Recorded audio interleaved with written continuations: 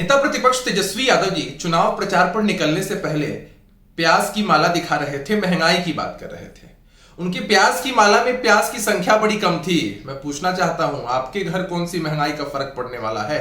आपके पास धन दौलत की कौन सी कमी है कि प्याज की संख्या इतनी कम है? और दूसरी बात कि आपकी पार्टी आरजेडी केंद्र की सरकार में कांग्रेस के साथ वर्षों तक रही है। उस वक्त महंगाई के मुद्दे पर तो आपकी जबान से चू भी नहीं निकलता था, कोई आवाज भी नहीं उठती थी। और अब प्याज कटने से जो नकली आंसू बहते हैं वो बहाकर आप जनता को बरगलाना चाहते हैं क्या?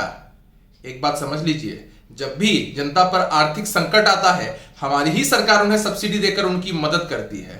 खैर, आप प्याज और प्याज की माला अपने साथ ले जाइए, चुनाव का प्रचार लंबा हो जाता है।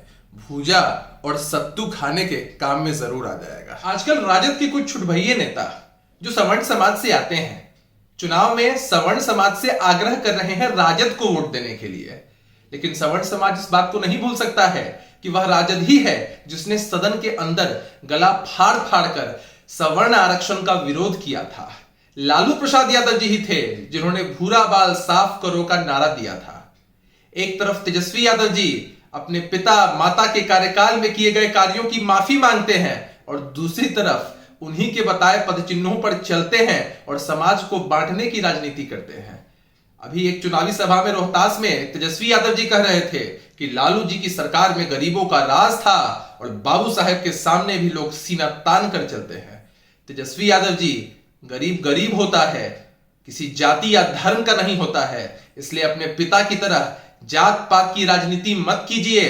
बिहार 15 वर्षों में बहुत डेवलप हो चुका है, इसलिए आपकी बातों का कोई फर्क नहीं पड़ने वाला। प्रतिपक्ष तेजस्वी यादव जी चुनाव प्रचार पर निकलने से पहले प्याज की माला दिखा रहे थे, महंगाई की बात कर रहे थे।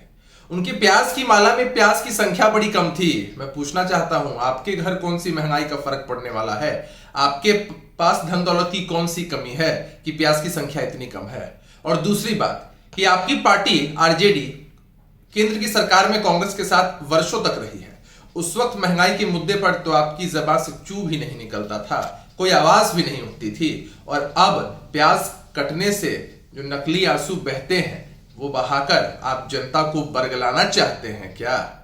एक बात समझ लीजिए, जब भी जनता पर आर्थिक संकट आता है हमारी ही सरकार उन्हें सब्सिडी देकर उनकी मदद करती है। खैर, आप प्याज और प्याज की माला अपने साथ ले जाइए, चुनाव का प्रचार लंबा हो जाता है। भूजा और सत्तू खाने के काम में जरूर आ जाएगा।